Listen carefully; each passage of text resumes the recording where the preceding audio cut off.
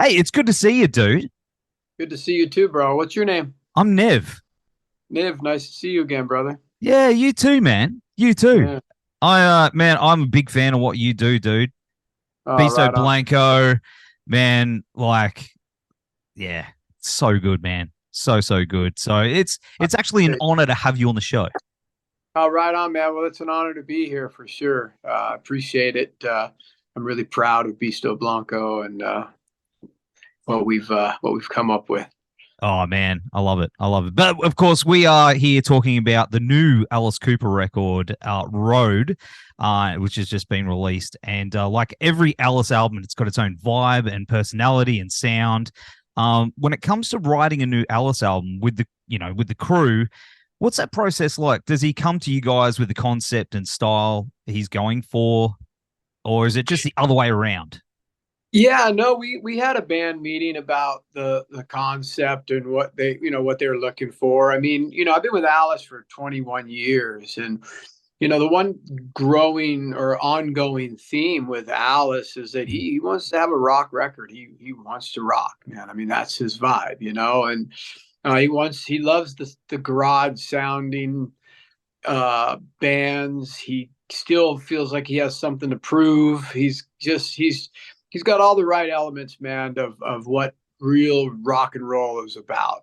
So he just wants it to be real, and he wants it to be dirty, and just be able to get up there on stage and let her rip. So we had a conversation with Bob Ezrin, and Bob kind of just gave us some outlines, some guidelines for us to go off of when it came to the writing of the songs. And I instantly had just a few ideas from just previously writing. I'm a songwriter as well, so I kind of Yes. put things in my Alice Cooper folder and sent over a couple of ideas, and let Bob and Alice choose from the ones they felt fit the concept of the record. And same thing that went with the rest of the guys as well. Are there when you talk about guidelines? Are there rules in that? Is there certain things that can't be done? Like it's like I don't know how No, to explain. there's rules. It's almost like you know, you know, with Alice, there's so many genres of music. You Yes. get your 70s style of Alice, and then you can move into the shredder part of the 80s, and then commercial side of the 90s, and there was the Brutal Planet and Dragon Town Alice Cooper. Yeah. We all tend to lean towards the classic Alice. So there were some haunting songs that I had in there that you know sounded to me like they would belong on Killer, or you know Billion Dollar Babies or something like that. But they wanted to keep it more high energy. So the only rules they really gave us was just keep it up there in tempos, and let's just let it rip. It's going to be a rock record. It is definitely a rock record. It's a great driving. I've been doing it because I on my commute to work. I've been Yeah. cranking it up, man, and it's cool, man. Like I love it. Like it's definitely a homage to life on the road and being a touring musician, or I guess maybe even life's roads in general. But that's my interpretation. But what's your view? What's how you reflect on it? Yeah, I mean, Alice had the concept of it being a record from the road. So, initially you're kind of starting with a clean slate. You really just have some ideas of some um, titles, working titles, if you Mm, will. There was the one that I had originally written, was called uh, "Hello Sick Things," that's and then cool, man. now "Welcome to the Show." So I think as the the writing process goes, you send a song, you send us kind of a scratch vocal track Mm, with no, we you just call it like a la di da track, where you're just kind of singing nonsense, and then kind of get a concept from there, or a vibe of what lyrically is going to sound like, and then make changes to verses, add a pre-chorus, or turn a pre-chorus around, whatever Bob wants to do to it, or the band has a suggestion as well. It starts taking shape, and then after it starts taking shape, Alice goes in and does what he does best and starts putting lyrics to it. Sometimes he'll have a song right away. There was another tune off of the record. It's called 100 More Miles that I'd co-written with a buddy of mine, Jim Bakke, and that one was initially called "Let the Poison Out," and Alice listened to it and he thought he had the idea before he even heard the song, where he was thinking, man, it'd be great to have a song like 100 More Miles where you're always got 100 more miles to go. It's like you're never done. And I really liked that idea. When I sent him the song, he goes, this is the perfect song for 100 More Miles. I just need to change the lyrics. So we had already had the lyrics and melody written, and they just kind of changed it, tweaked things a little bit, and it's fairly close to where it was originally, but with Alice Cooper lyrics to it. So you never know what's going to happen when you're writing a song.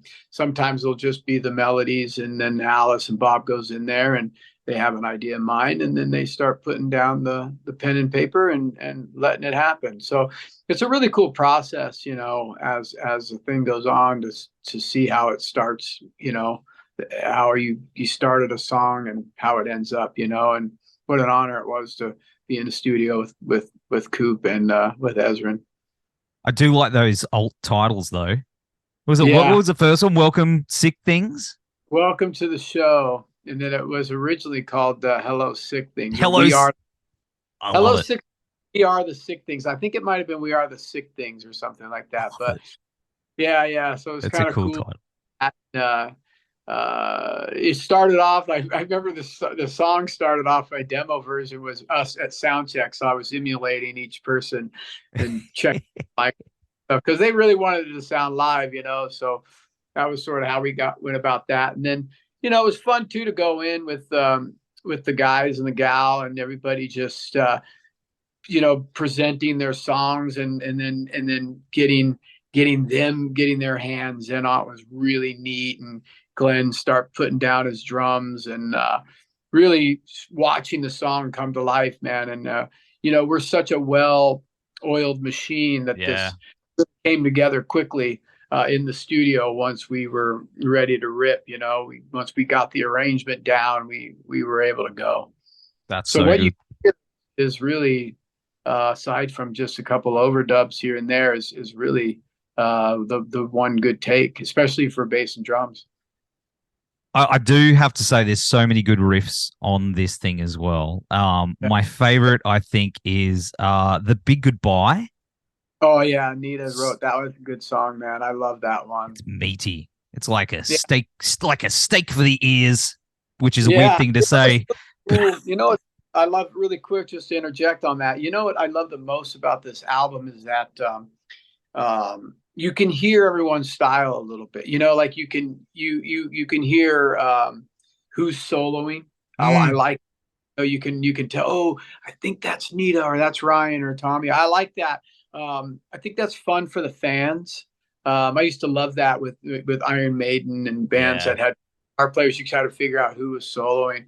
I thought that was a really neat, sonically a neat thing for the listener. And then each song, even though it's got Alice singing on it and it sounds like an Alice Cooper song, just to hear the different approaches and writing styles, really fun. Yeah, man. And then you've got like Tom Morello on here as well. Because I go, that kind of sounds like Tom Morello. And then I look at the notes, it's Tom Morello. It's like, how was he just in the area, like popped his head in, or? Yeah, I guess that was how it worked. You get the word out there that Alice Cooper is making a record, and everybody comes banging down the door. I mean, everybody wants to part. Why not? And that's kind of a cool thing with us too. Is it's such a large family. We've toured with everybody. We're friends with everybody. At some point, we've either jammed with each other, backed each other up somehow, or whatever. So it's one big rock and roll family. I love it, man. Oh, I mean, Kane Roberts came back for a tour as well, and he's on the record as well. How was that, man? That's cool. Fantastic. Yeah, we love Kane, man. He's a good guy. He's got a long history with Coop, and Just a fun guy to be around as well. That's awesome, man. I love it. I love how you describe it as a family. Like it is a big family, man. Like everyone's Well, it's got connected. Yeah, I mean, we're in here making music together, we're creating together, we're artists, and you got to be able to trust the people around you. Yes. You gotta, like, I feel that way when I present a song to these guys. I know that, Ryan and Tommy and Nita and Glenn are gonna make it amazing. They're gonna Mm. put their stamp on it, and they're gonna have their approach to it, their initial gut feeling, I know is going to be great. And we're also not ones to shy away from a change or a thought. Hey man, what if we did this? What if we turned this around or added this, or Glenn played this fill or something? Oh yeah, let's try it.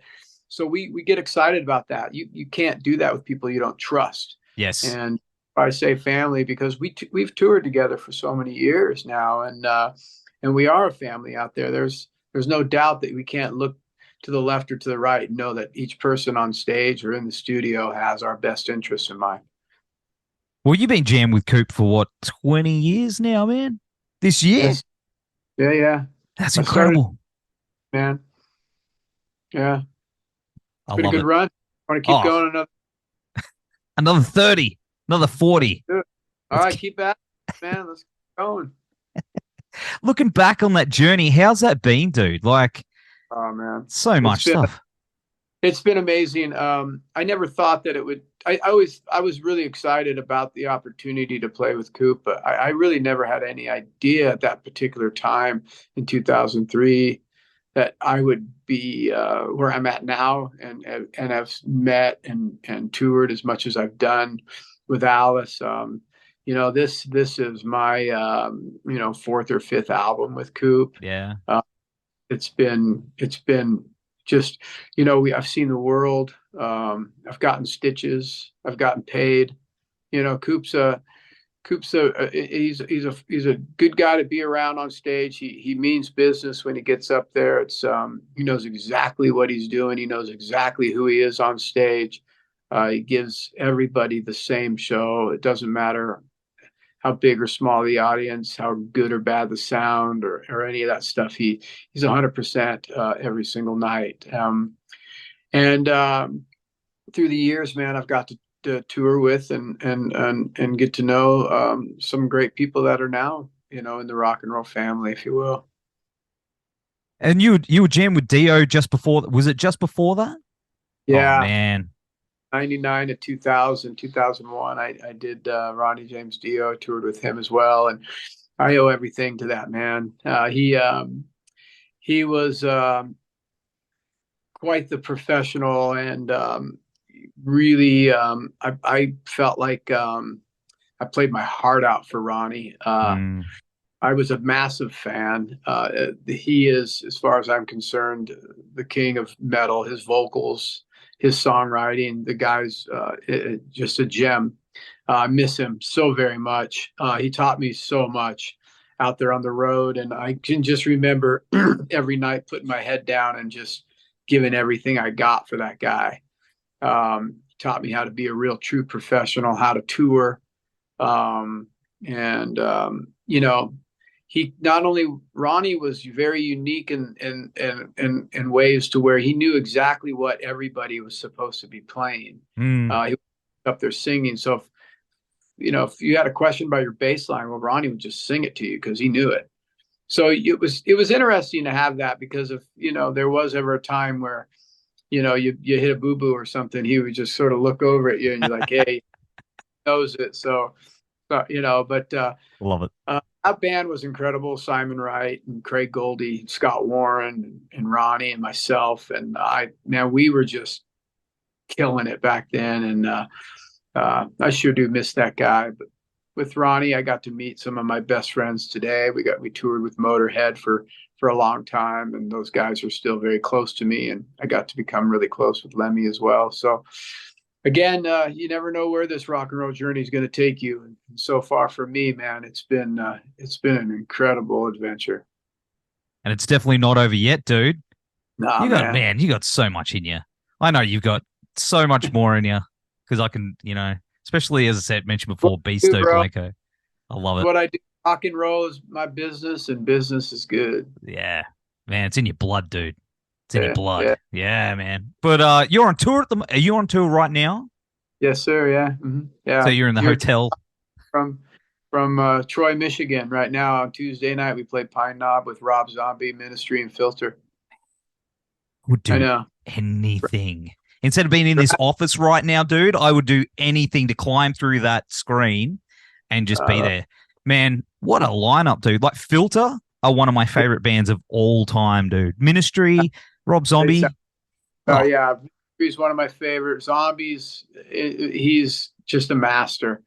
A massive fan of his. I have since day one when he came out with White Zombie. I just hail that yeah. guy. And Filter's a killer. The bands are all firing on all 8 cylinders, man. Everybody's just up there kicking ass. It's a great tour to be part of.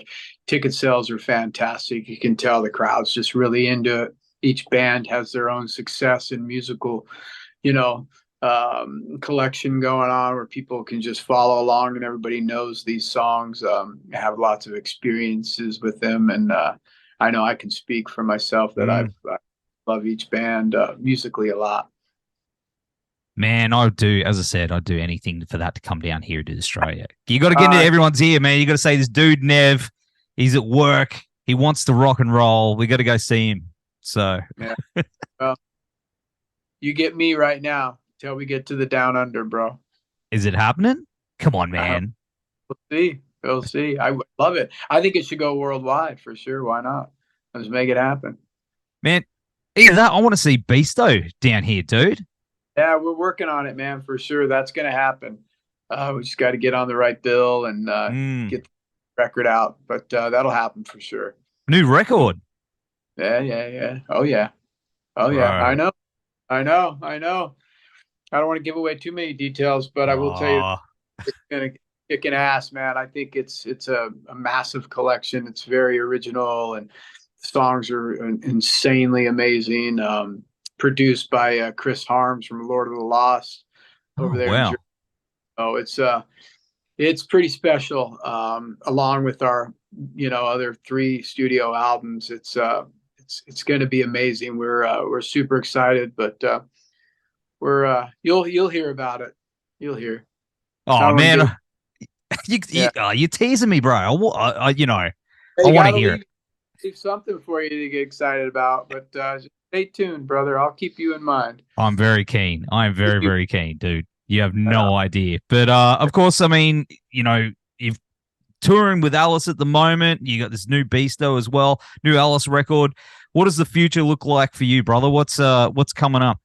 More tour dates. I just want to stay on the tour bus as long as I possibly can, man. So we're going to be finishing this thing out till the end of October, and then just going to be, hitting it hard 2024 with more Alice dates, and probably adding a bunch of new songs off the record in the show upcoming tour, and get Beasto ready to roll as well, and just keep busy and keep rocking and rolling out there and doing what I do best.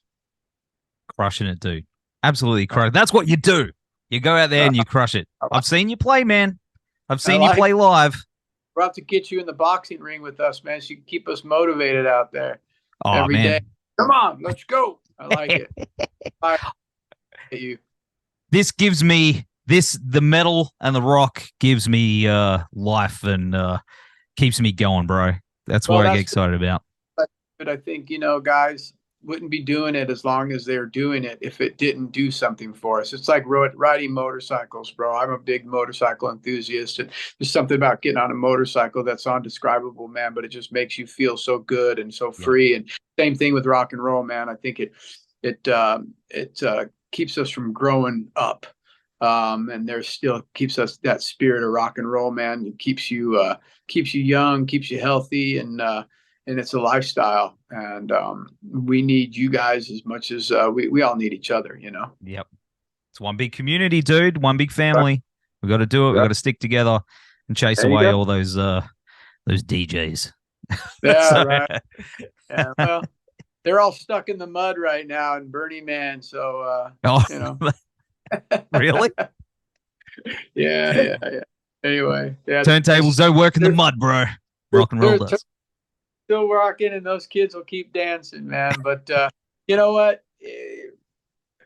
They'll find their way. They'll find their way to rock and roll. Yeah, Rock and roll will always win, man. It's absolutely. how America and why these places were built off it. I mean, come on. Everybody loves going to Australia because the audiences are insane. Everybody loves going to Europe because the audiences are insane. The love for rock and roll, the love for music is worldwide, man. And even if there are DJs and there's kids out there dancing to it, hey, man, as long as they're moving to music, that's all that really matters. But just as long as they educate themselves on where it all came from. I love that. Hey, I that's a love good note. I'm a big fan of some of that stuff, you know. I mean, I'm up for anything, you know. If it makes you move and makes you feel good, then that's what music's supposed to do, whether it comes from a DJ or if it comes from a band, you know. I like that attitude, brother. I like that Yeah. attitude. Yeah, man. But hey, it's been really cool hanging out with you this morning, dude. Well, I don't know what time it is there, but it's early here. I will have all the links down here to, of course, the new Alice Cooper record and on the website. Brother, you take care out there on the road, and we'll keep the beers nice and cold for you. All right, brother. You take care, man, and turn it up. I'll talk to you guys later. See you, brother. See you soon, bro. Cheers.